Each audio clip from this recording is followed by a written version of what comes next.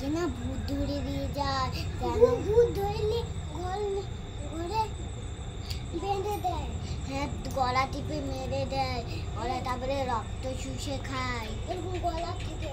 হ্যাঁ, তারপরে একটা গলা কাটার ভূত আছে, গলা কেটে চুলটা ধরেই হবে এরকম। যদি তখন থাপ্পড় মেরে দিবে। এই যে সেই গাছটা দেখতে পাচ্ছ না অন্ধকারে, হ্যাঁ সেই গাছের মধ্যে একটা ভূতের আত্মা আছে। হ্যাঁ, আমি একটা স্বপ্ন দেখেছি।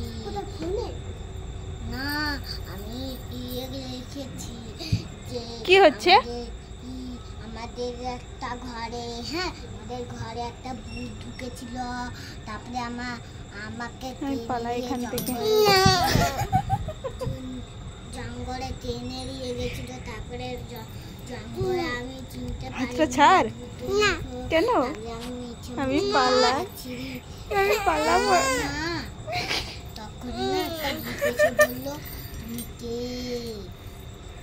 তারপরে না কি হলো, তারপরে আমাকে টিভিতে কামড়ে খেলে। আর তুমি বলাটা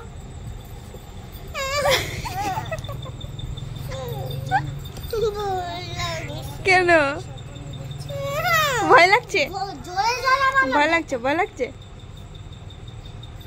জোরে জোরে বলো, তাইলে তো শুনতে পারবে। রুহি বলছি, মনীষা ঘর যাবি নি তুই? সন্ধ্যা হয়ে গেল যে। বলো তোর দিদি,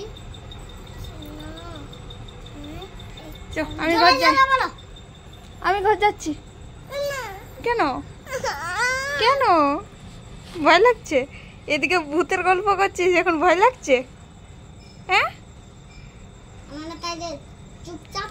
তুই কি করে ঘর যাবি? আমি, হ্যাঁ, আমাকে ছাড়তে যাবে। কে ছাড়তে যাবে? কেউ ছাড়তে যাবে নি। কি করে ঘর যাবি? হ্যাঁ, এখন এখানে থাকবে কেন?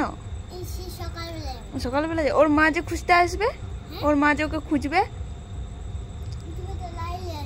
লাইট নিয়ে আসবে না? ওর মা ওখান থেকে ডাকবে, মনীষাকে বলবে মনীষা ঘর চলে আয়। আমি তো আগে যেতে পারবো না, ভূত আছে। তাহলে কেউ তো তোকে দিতে আসবে নি কেউ।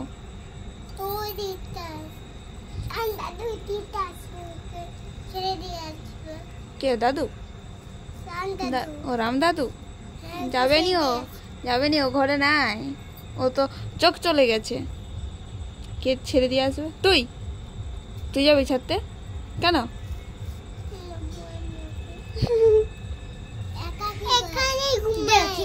এখানে ঘুমাবে? কার কাছে ঘুমাবে? হ্যাঁ, ওই তো অয়ন আছে।